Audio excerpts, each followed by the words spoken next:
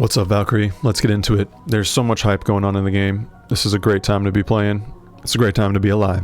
Let's catch up for the week, and first things first, we have our awakened Vindicator Sigurd and Scold, and they are insane.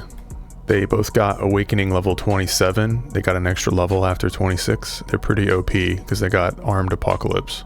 There is a summer item box right now, and all you need to do is do the Gildra fight 10 times a day and purchase from the event trader. Costs 2,000 per day, and you can get 2 10x's of this. There's 150 in the box total.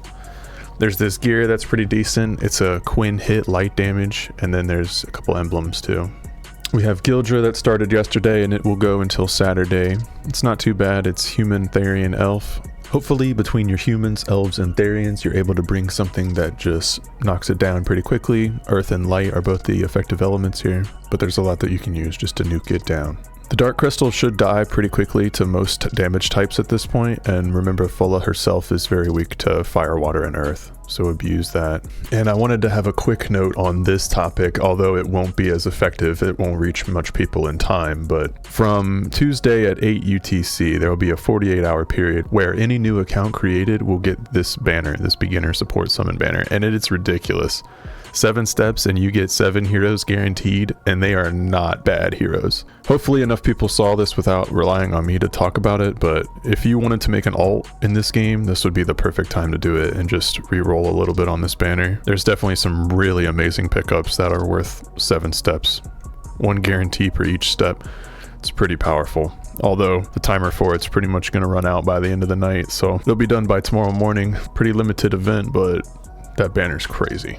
But anyway, let's get on to the most important topic of today's video. We've been keeping our eye on it, and we finally got the new feature for Progenitors. It's called E Memoris Aeternitas, and now we are going to be able to unlock the Aeonwright weapons. These weapons aren't actual equipment, they're just kind of like items on your account that you farm these materials and you level up over time. If you've played World of Warcraft, you know what a mythic artifact is. It's kind of like that. Once you level it up from 1 to the final level 10, you'll get the progenitor when it hits the final level. So for this cycle, you are given 1 token that you can start the weapon for one of the 4. I have not made my decision yet. I still haven't looked over it enough, but you should have 10 war memory pipes in your mailbox, and let's jump to it. You'll come into the Genesis Trader and you'll see you can buy one of the 4 here for one of the 4 races that are available. To get to your Aeonwright weapons, you'll go to the blacksmith, and there's a new little button down here at the bottom. There's actually a pretty lengthy little cutscene with some of the heroes that talk about opening up this new temple at Uppsala,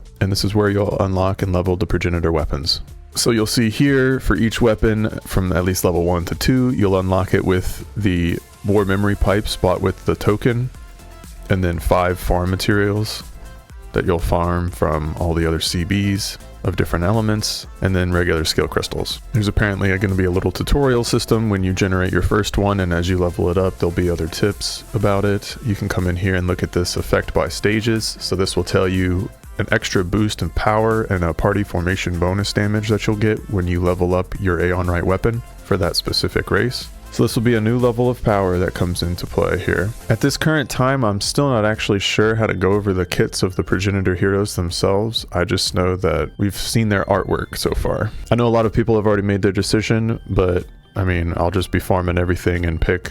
There is no end date currently for the Genesis Trader, so just keep an eye out on it and make sure that you do your purchase before the end of the event period. And finally, another big piece of news, Nobu P is popping off. He's already got a solution for Omega evolutions to make them not as pay to win heavy or reliant on getting the chalices every cycle. They've donated every VC player 800 chalices, and that way you're able to do 8 evolutions, potentially 1 of each race is what they made it 800 for. I'm really glad that these 800 chalices came through, because what it does, it bridges the gap that the pay-to-win whales would have over everybody else, because you would have to be pulling on the Arcana Party banner to getting the Omega Stones, buying the 1 chalice purchase per event cycle, and then you have your 1 evolution. And now they've assuaged that situation a little bit by giving everybody 8 evolutions right off the bat. So now if you've pulled both cycles of the other Arcana Party, you only have 10 evolutions versus everyone else's 8. At least now everyone's on the same playing field, which is really good. makes it much less pay to win heavy. And now I don't have to be upset that I chose my first Omega evolution to be Lif, because I got my PDL like a smart person, among many others. So this is a resource that I've gotten from somebody on Yanbi's Discord server named Saint Show Bunny, and they put together this Omega tier list that I think is pretty solid, and it's a good guide to go by. I'll keep it up on screen here. You can pause and take a look if you like, but as far as the tiers are concerned, there's 3 criteria for their judgment. The tiers based on damage output, solo carry potential, and their ability to be an enabler or support for the team. And what I'm covering up in this text box over here says that a hero might not fit all 3 criteria for the respective tier, but they may stand out in the other 2.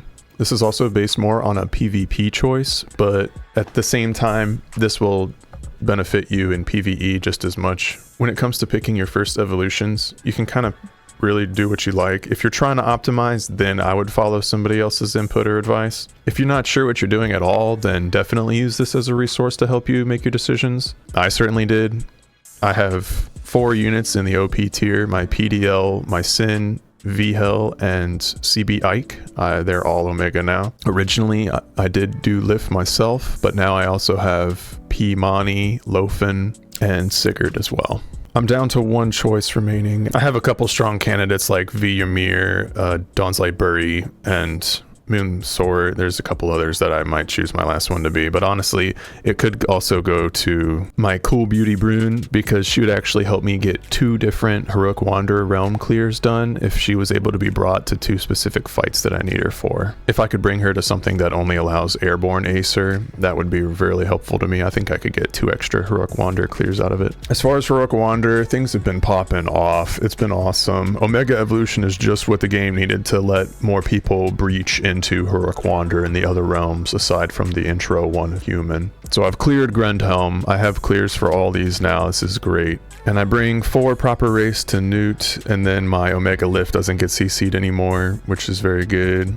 For Claudia, because now my CB Ike can be brought, because he's Omega, he changes the game completely, as well as PDL being Omega. She kind of just demolishes any battle she's brought to when she has good support. So between that, I bring 2 Omegas to Claudia, and it makes it a decent clear. And then for Regulus, I actually bring all proper usage. Pimani is Omega'd, but it doesn't affect her because she's proper grounded therein already. I'll be getting more updated Heroic Wanderer guides out, because this content is going to be popping off now that people have Omegas to work with. Alfheim, I've been able to go through and get 2 clears. Envy is extremely difficult. I might have to work and do some challenges with that one. And Asgard has been alright. I'm still struggling, but might be able to get some of the other ones. But at least Radgrid is down. So I know the Progenitors and the Omega Evolutions are all new. There's a lot going on. There may be a lot of questions about them. Just leave them in the comments if you have anything. I will definitely be going over it in a video very soon. Thanks again, Saint Show Bunny, for the Omega tier list. I find that very helpful. I hope other people find it helpful too. And in the meantime, just keep farming. Now's the time to farm for your Progenitor weapons, and do as much Heroic Wander as you can. It's time to push, make some good artifacts with proper racial augments. But for now, I hope everybody has a good day. So until next time, Foots out. Cheers.